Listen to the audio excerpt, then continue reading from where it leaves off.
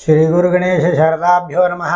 మనం ఈ రోజున మహాపట్నం అయిన హైదరాబాద్కు వచ్చాం. ఈ హైదరాబాద్లో ప్రముఖ నైష్ఠికులు, ధార్మికులు, పండితులు, స్మార్త విద్యలో విశేషమైనటువంటి ప్రజ్ఞాపాఠవాలు కలిగినటువంటి గోరంట్ల సూర్యనారాయణమూర్తి శాస్త్రి గారి దగ్గరికి వచ్చాం. ఈ మహాలయాల్లో అన్నదమ్ములందరూ కలిసి పెట్టచ్చా పెట్టకూడదా అనేటువంటిది లోకంలో పండిత వర్గానికి కూడా, పామరులకే కాదు పండిత వర్గానికి కూడా ఒక సందేహంగా అది ఉండిపోయింది. కాబట్టి వారిని అడిగి తెలుసుకున్నాం. అయ్యా నమస్కారం. ఇప్పుడు ఏమండి, మహాలయాలు అంటాం కదా, భాద్రపద బహుళంలో చేస్తారు. ఈ 15 రోజుల్లోనూ అన్నదమ్ములు కారుణ్యాలకి తీర్థవిధి పెడతారు కదా, అన్నదమ్ములు అందరూ కలిసి ఆబ్దికం ఎలా పెడుతున్నారో అలా కలిసి పెట్టచ్చా పెట్టకూడదా తమరు చెప్పగలరు? దీంట్లో ఉన్న విషయం చెబుతున్నాను. మహాలయ పక్షాల్లో రోజు కూడా తర్పణ చేయాలి. ఫస్ట్ పద్ధతి రోజు తిలతర్పణ చేయాలి. 15 రోజులు తిలతర్పణ చేసి దాన్ని దైవత్యంగా చేస్తారు తర్పణ. కానీ ఒక రోజున కంపల్సరీగా మహాలయం పెట్టాలి. అలా కాని పరిస్థితుల్లో తిథి నాడు మామూలు రోజున సర్వదైవత్యం చేసేసి తర్పణ చేసుకోవడం కానీ బ్రాహ్మణం పెట్టుకోవడం కానీ చేసుకోవడం చేసుకుంటారు. మహాలయం పెట్టుకుంటారా, సర్వదైవత్యం చేసేసి అగ్యం పిండం పృథక్ పృథక్ అని అందరికీ కూడా తిరోధకాలు వస్తాయి, పిండ ప్రధానం వస్తుంది. అది ఎక్కువ విశేష ప్రధానం చెప్పారు. దీంట్లో రెండో పరిస్థితి ఏమిటంటే, మీరు అడిగిన ప్రశ్నకి అన్నదమ్ములోనికి అందరూ కలిసి పెట్టవచ్చా? అవును, అన్నదమ్ములోని కలిసి పెట్టడానికి శాస్త్రం సమిష్టి కుటుంబం అయితే ఒప్పుకున్నారు. ఒకటి ఫస్ట్ పద్ధతి అంటే నలుగురు సంపాదించుకునేది ఒకే ఇంట్లో పెట్టుకొని ఒకే పాకంలో కనుక వీరంతా భోజనం చేస్తూ అది కనుక సమిష్టిగా కనుక ఖర్చు పెట్టుకునేటైతే అది శాస్త్రం ఒప్పుతుందని పెద్దలు చెప్పారు. రెండో పరిస్థితి ఏమిటంటే, అలా కాక వీళ్ళు బయట ఉంటూ ఎవరి ప్రాపర్టీ ఎవరిది వాటి చూసుకుంటూ ఆవేళకి వచ్చి చేసుకుంటారు అనుకుంటే అది శాస్త్రం ఒక రకంగా ఒప్పలేదు. అంటే సమిష్టి కుటుంబం కాదు, వ్యష్టి కుటుంబం అయింది కానీ సమిష్టి కుటుంబం కాదని చెప్పేశారు. సమిష్టి వ్యష్టి తీసేసేసి అన్నదమ్ములు కలిసి పెడితే ఏమి దోషం అనే ప్రశ్న వస్తే ఇక్కడ వర్గాల్లో తేడాలు వస్తాయి. మిగతా అందరి వర్గాలు అందరికీ అన్నదమ్ములందరికీ సామాన్యంగానే ఉంటాయి, ఏమీ మార్పు రాదు. ఒక శ్వశురం శాలకం దగ్గరికి వచ్చేప్పుడు తేడాలు వస్తాయి. జ్యేష్ఠుడికి శ్వశురం అత్తగారు మామగారు ఉన్నారనుకోండి, ఆ వర్గాన్ని ఆయన టచ్ చేయడు సంకల్పంలో. వీళ్ళందరికీ ఉంటారు, ఒకడికి ఉంటారు ఒకడికి లేకపోతారు.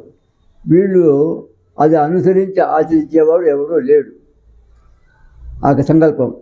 రెండోది, నిజంగానే అనుసరించి చేశాము, మేమేమీ లోపం లేకుండా మేము సంకల్పం చెప్పుకున్నాము అని అన్నప్పటికీ కూడా జ్యేష్ఠుడి కృతంగా కార్యక్రమం నడుస్తూ ఉంటే ఇక్కడ పిండ ప్రధానం కానీ అన్నీ కూడా అర్ఘ్యాలు అన్నీ కూడా కనిష్ఠుడి యొక్క చెయ్యి పైన పెట్టి జ్యేష్ఠుడి చెంది కింద పెట్టి అర్ఘ్యాలు కూడా వినిపిస్తారు. ఎందుకంటే జ్యేష్ఠ కనిష్ట న్యాయం కనిష్ట న్యాయంగా వచ్చి వాడిని జ్యేష్ఠుడి మీద తినాలి.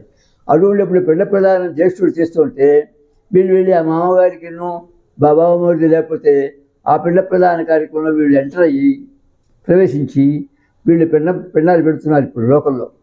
ఇది శాస్త్ర విరుద్ధమని పెద్దలు చెప్పారు. జ్యేష్ఠుడికి శ్వశురు ఆ వేళకి వెళ్ళేసేసి అత్తగారు ఆయన చేయడు, ఆయన అత్తగారు మామగారు ఉంటాడు, ఆయన చేయరు. వీళ్ళు ఉంటారు.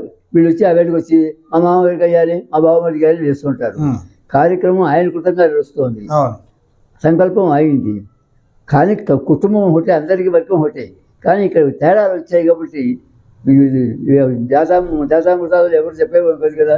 చిన్నవాళ్ళు కావచ్చు, పెద్దవాళ్ళు కావచ్చు, లేకపోవచ్చు, ఆవేళకి వచ్చి మా మామగారికి నేను వేస్తాను అని హోయినా, మా బావమరిదికి వేస్తాను హోయినా అని అంటే అది శాస్త్రం అక్కడ ఒప్పలేదు. అందుకోసమని దీన్ని సమిష్టిగా పెట్టడానికి అనాది కాలంలో పెద్దలు అనిషించాల. కానీ ఈనాడు అంతా చేస్తున్నారు.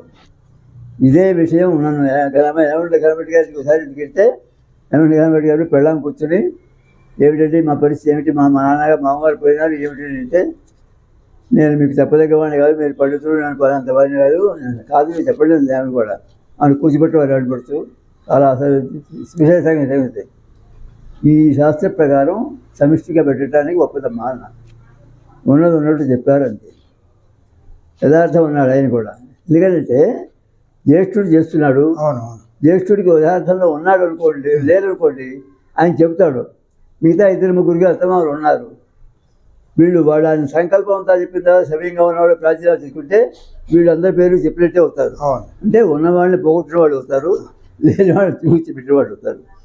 ఈ పరిస్థితి వల్ల సమిష్టిగా పెట్టడానికి పెద్దలు హర్షించాల.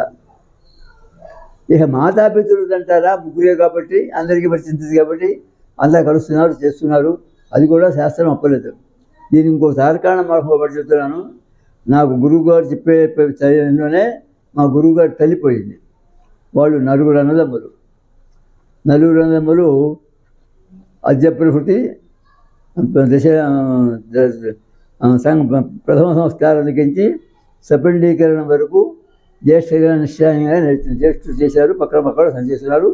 కార్యక్రమంలో ఏమి మార్పులు రావడానికి ఆస్కారం లేదు. అది అయిపోయింది. స్వర్గబాధ అయిపోయింది, గోదానం అయిపోయింది, దానాలు అయిపోయినాయి. దానాలు అయిపోయిన తర్వాత 9 వేరే వంట చేసి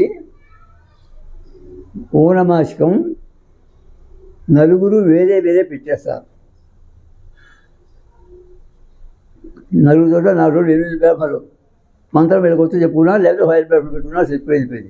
4 వంటలు వేరే, ఒకే వంట చేసి డివైడ్ చేయాల. అక్కడ కలవడానికి లేదు. ఒకే వంట చేసి డివైడ్ చేయాల, భాగాలు చేయాల. 4 వంటలు చేసి 8 మంది కలిసి పెద్ద పందిలు వేసి ఆ రాని పల్లెటూరు చుట్టూ తాడాకులు కట్టేసేసి దొడ్లో బావులు ఉండేవి. పెద్ద హాలు ఇంత అది 4 పక్కన కూర్చొని మాసికాయలు పెట్టారు. ఒక దాంట్లో నేను కూడా భక్తిగా కూర్చున్నాను, చెప్తున్నాను. అవాడే ప్రశ్న వేసి నేను వేశాను, ఇది ఒప్పుతుందా అని అడిగాను. ఒప్పుతుందంటే మా గురుగారు ఏమన్నారంటే, వేరే ఉంటున్నప్పుడు కలిసి పెట్టమని ఇది కూడా లేదురా అన్నాడు.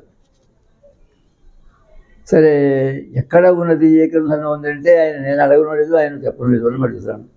ఇవన్నీ కూడా నేను మల్లాది వారి దగ్గరికి వెళ్ళాను ఒకసారి, మల్లా చంద్రశేఖర్ గారికి. ఆయన మాకు ఆ పాపాయి తరఫున చుట్టాలైనారు. సరే, గుర్తుపెట్టాడు, మాట్లాడాడు. ఏం పని మీద వచ్చారని అడిగాడు. నాకు కొన్ని సందేహాలు ఉన్నాయి, అడగటానికి వచ్చారని ఇటువంటివన్నీ చాలా చెప్పారు. చెప్తే ఇది కూడా చెప్పాను, మా గురువుగారు వాళ్ళు చేశారండి, ఫలానా వాళ్ళలోనే మాధవశాస్త్రి గారు నాన్నళ్ళు వాళ్ళు అని చెప్పాను. మాధవశాస్త్రి గారు నాకు తెలుసు, విరహం గారు నాకు తెలుసు అన్నాడు. వాళ్ళు ఏ గ్రంథాలు చూశారో అయితే నాకు కూడా అంతుపట్టడం లేదు. మీరు చేశారంటున్నారు, చూశారన్నారు కాబట్టి సామాన్యంగా ఆ సభ్యులీకరణ అయిపోయిన తర్వాత ఊరమాసం అంతా కలిసి పెడుతున్నారు కానీ విడిగా పెట్టడం లేదు. వాళ్ళు ఏ గ్రంథాలు చూసారో పెద్దలు మనకు కూడా అర్థం కాదు, ఇప్పుడు 100 ఏళ్ల క్రితం మాటలు విని అని అన్నారు. అందుకని మహాలయం అనేది కలిసి పెట్టడం అనేది మహాలయం అనేది కలిసి పెట్టడానికి శాస్త్రం ఈ పరిధి ఏర్పడుతుంది, హద్దు ఏర్పడుతుంది. దీన్ని అతిక్రమించిన వాళ్ళు అవుతాము, ఉన్నవాళ్ళలోనూ తీసేసిన వాళ్ళు అవుతారు. వీళ్ళు చెప్పరు.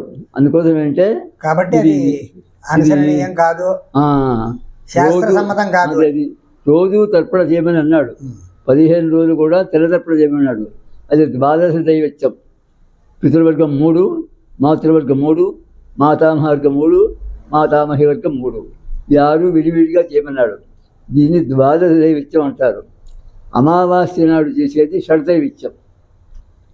పితరం సపత్నీకం వసురూపం, పితామహం సపత్నీకం వసురూపం, ప్రపితామహం సపత్నీకం వసురూపం 3. మాతామహం సపత్నీకం, మాతృపితామహం సపత్నీకం, మాతృపితామహం సపత్నీకం. దీన్ని షడ్దైవిత్యం అంటారు.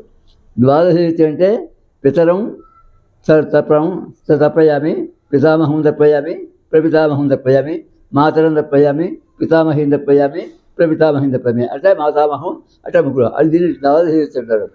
ఈ ద్వాదశ దైవిత్యంగా రోజు తిరతర్పణ చేయమన్నాడు 12 రోజులు. దాన్ని నియమాలు కూడా చెప్పాడు. అది కూడా ఎవరికి వాళ్ళే ఉంది, ఎవరికి వాళ్ళే చెప్తా. ద్వాదశ చేయమన్నారు. దీనికి నియమాలు కూడా ఉన్నాయి. ఈ 15 రోజులు బార్బర్ దగ్గర వెళ్ళకూడదు, ఇంట్లో ముఖం చేసుకోకూడదు, ఏకభుక్తం చేయాలి, భూతల శయనం చేయాలి. పోతే పితృతిథుల్లో అమావాస్య తిన్నాడు ఏ పదార్థాలు తింటామో ఆ పదార్థాలే తినాలి. ఏ రోజు పచ్చళ్ళు ఆ రోజు చేసుకోవాలి. భార్య రోజు స్నానం చేయాలి. ఈ నియమాన్ని కనుక పాటిస్తూ దీన్ని ద్వాదశంగా చేసి తల్లిగారి తిన్నాడో తల్లి తిన్నాడో కంపల్సరిగా విధి విధానంగా మహాలయం షడ్దైవ సర్వదైవేత్యంగా పెట్టమన్నాడు. దానికి అప్పుడు సంపూర్ణమైన ఫలితం అన్నారు.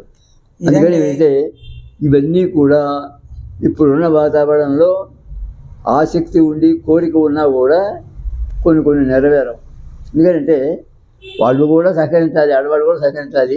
ఈ ఆడవాళ్ళు సహకరిస్తే వేరే వ్యతిరేకిస్తారని కాదు, వాళ్ళకి రోజు స్నానాలు చేస్తే వాళ్ళకి తేడా ఉంటుంది కదా. ఇవి తేడాలు చాలా కేరగా ఏమన్నా కనుక వస్తే ఆటంకం వస్తే మళ్ళీ కుదరదు. ఈ 15 రోజులు తప్పడ చేసే రోజుల్లో చిన్నపిల్లలు కనుక ఏడిస్తే వాళ్ళకి ఇబ్బందులు రాకుండా ఉండాలి, నర్సరీ ఇబ్బందులు రాకుండా ఉండాలి. అది మోస్ట్ ఇంపార్టెంట్. ఇదండి ఇటువంటి నియమాలు అనాది కాలంలో ఉన్నాయని పెద్దలు చెప్పారు. అయితే కొన్ని కనపడుతున్నాయి పుస్తకాల్లో, కొన్ని కనపడలేదు. దీనికి ఇప్పుడు వాళ్ళు ఏం చేస్తున్నారంటే అవన్నీ కొద్ది పెట్టడం ప్రధానం కదా అని చేసి తృప్తిగా చేసుకుంటున్నారు. ఎవరి ఇష్ట ప్రకారం.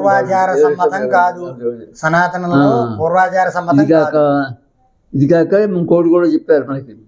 మహాలయాలే కాదు, ఈ షణ్మతి శ్రాద్ధాల దాకా వెళ్ళకపోయినా కంపల్సరిగా తండ్రి గారు గతించిన తర్వాత దర్శ శ్రాద్ధం చేయాలి. అమావాస్య నాడు అది కళ్ళ తిరిగి కాకూడదు, త్రిపాదులు కాకూడదు. వారాలు కూడా సోమ బుధ గురువారాలే 3 వారాలే పనికొస్తాయి. త్రిపాదులు ధనిష్టాపంచి గారి పనికిరావు, మఖా నక్షత్రం పనికిరాదు. కొన్ని విశేషించి పూర్ణ నక్షత్రమైన మఖానికి అధిష్టాన దేవత పితృదేవతలు కాబట్టి దాన్ని కూడా కొన్ని వర్జించారు. ఇటువంటి కాకుండా ఉత్తరాయణంలో పూర్ణ తిథి నాడు దర్శశ్రాద్ధం చేయమన్నాడు. దాని సంకల్పమే దర్శశ్రాద్ధ సంకల్పం అంటే సర్వశ్రాద్ధాధికార సిద్ధ్యర్థం దర్శాఖ్యాన శ్రాద్ధం కలిసి. ఇంత విశేషం ఉంది దర్శశాస్త్రం ఇంపార్టెంట్ తెలుసుకున్నాం. కాబట్టి మహాలయాలకి ఈ సందేహం ఇప్పుడు నివృత్తి అయింది.